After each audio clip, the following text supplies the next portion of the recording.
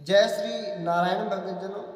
भक्तजनों, भगवान श्री कृष्ण अर्जुन को दूसरे अध्याय के 12वें श्लोक में बताते हैं कि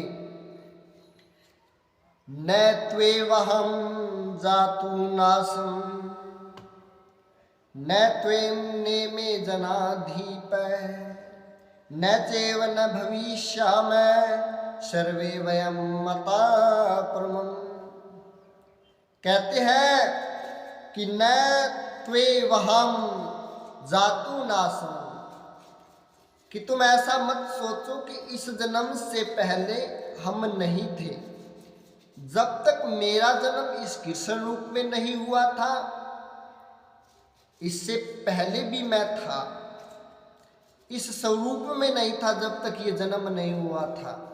और न ही तुम जब अर्जुन रूप में थे, ऐसा नहीं है कि तुम अर्जुन रूप से पहले भी नहीं थे, क्योंकि ये शरीर है, ये तो शरीर नष्ट होते रहते हैं और नए शरीर को धारण करते रहते हैं।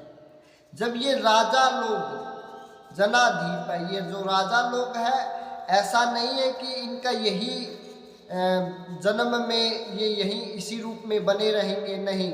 और ये पीछे नहीं थे, भूतकाल में नहीं थे, या भविष्य काल में ये रहेंगे, या वर्तमान में अभी हैं, नहीं। ये भूतकाल में भी थे और अब जो इस स्वरूप में है ये राजा लोग, इस स्वरूप में है, और आगे आने वाले भविष्य काल में भी इनका जन्म होगा और ये नए स्वरूप में आ जाएंगे। तो यह एक शरीर की प्रक्रिया है जो कभी भी रह नहीं सकती। इसका जो जीव, यानी कि जो जीव के अंदर जो परमात्मा रूपी अंश, जिसे शरीरी कहा है, भगवान ने पिछले श्लोक में 11वें श्लोक में बताया था कि ये शरीर और शरीरी जो है, जिसमें से शरीरी सत्य है और शरीर असत्य है। तो अब संशय होता है कि भगवान कह रहे हैं कि पीछे जब तुम्हारा और मेरा जन्म हुआ था और जब हम इस रूप में नहीं थे, जब इस अर्जुन रूप में, कृष्ण रूप में ये राजा लोग अपने इस राजा के रूप में नहीं थे, तो यह संशय है कि जब ये शरीर था ही नहीं, ये शरीर नष्ट होता रहता है, तो पीछे कैसे। तो इसका कहने का अर्थार्थ ये हुआ भक्तजनों कि भगवान कहते हैं कि यह शरीर जो है हमेशा बदलता रहता है, पर अक्षण में यह मृत होता रहता है और नए स्वरूप की ओर बढ़ता रहता है। भविष्य काल में जब यह शरीर नहीं रहेगा, तब भी यह आत्मा जो परमात्मा रूपी अंश है, जो शरीरी कहा गया है, यह रहेगा और इस शरीरी के द्वारा जीव आत्मा दोबारा से नए शरीर में प्रवेश कर जाएगा। तो यहाँ जो कहा है कि न चैव न भविष्यामि, कि ऐसा भी नहीं है कि हम भविष्य में भी नहीं रहेंगे, और अब तुम जब युद्ध नहीं करोगे तो क्या वर्तमान में, क्या यह इस जीवन में ये यहीं रहेंगे?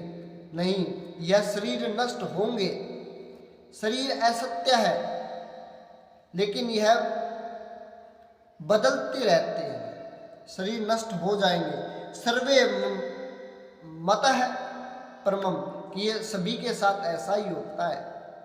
भगवान कहते हैं कि हे अर्जुन, जब इस धरती के ऊपर जब मैं कृष्ण रूप में नहीं था, क्या हम इससे पहले नहीं थे? जब तुम अर्जुन रूप में इस धरती पर नहीं थे, क्या इससे पहले तुम नहीं थे भूतकाल में? भगवान कहते हैं कि थे, लेकिन ये रूप नहीं था, हम दूसरे रूप में थे, हमारा कुछ और नाम था, हमारा शरीर यही था, क्या पता, हमारा शरीर तो यही था, परंतु हमारा नाम और था। तो इसी प्रकार ये राजा लोग भी जो है, ऐसा नहीं है कि इस जन्म के बाद इनका जन्म नहीं होगा, और यह भी नहीं है कि यह शरीर इनका कभी इस काल में नष्ट नहीं होगा, यह शरीर भी नष्ट होंगे। और ऐसा भी नहीं है कि यह भूतकाल जो पिछले जन्मों में ये नहीं थे, इनके शरीर भी थे, लेकिन जो कहने का भावार्थ ये हुआ कि अगर तुम ये युद्ध नहीं करोगे तो भी ये शरीर इनके नहीं रहेंगे, प्रतिक्षण इनका शरीर नष्ट हो रहा है और होता रहेगा। इसलिए तू न भविष्य की चिंता कर, न वर्तमान की और न भूतकाल की। तो हे अर्जुन, अपने आप को सशक्त करके और इस शरीर और शरीरी के भेद को जानो।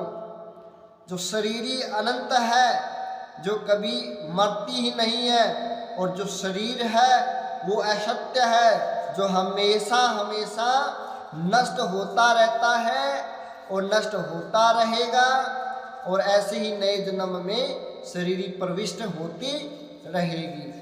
तो इसी प्रकार ऐसा नहीं कि हम भूतकाल में नहीं थे और अब वर्तमान में है और भविष्य काल में नहीं रहेंगे। यह सब या अहम भाव कहने का अर्थात हुआ कि भगवान अपने आप को जीव के समान तो बता रहे हैं, लेकिन अहम का अर्थ हुआ कि मैं जब इस रूप में भगवान के रूप में हूँ, यानी कि अपने को जीव से थोड़ा अलग बता रहे भगवान। अपना अहमता यानी कि मैं भगवान हूँ, ऐसा अहम कहने का अर्थात ये इस श्लोक में ये रहा है। तो भगवान श्रीमन नारायण, भगवान श्री कृष्ण अर्जुन को यह संदेश दे रहे हैं कि ऐसा नहीं कि न हम भविष्य में, न वर्तमान में, न भूतकाल में, हम तो हैं और हमारा शरीर भी है और हमारे शरीर में जो शरीरी है वह भी है, परंतु यह शरीर असत्य है, हमेशा इसका अभाव होता रहता है, ये नष्ट होता रहता है, और शरीरी जो है वह ऐसी की ऐसी ही हमेशा नित्य बनी रहती है। तो हे अर्जुन, तुम सशक्त हो जाओ। तो आगे हम कल आपको 13वां श्लोक बताएंगे दूसरे अध्याय का, कि भगवान ने शरीर के बारे में क्या बताया है, कैसे यह धीरे धीरे नष्ट होता है। बोलिए श्रीमन नारायण भगवान की।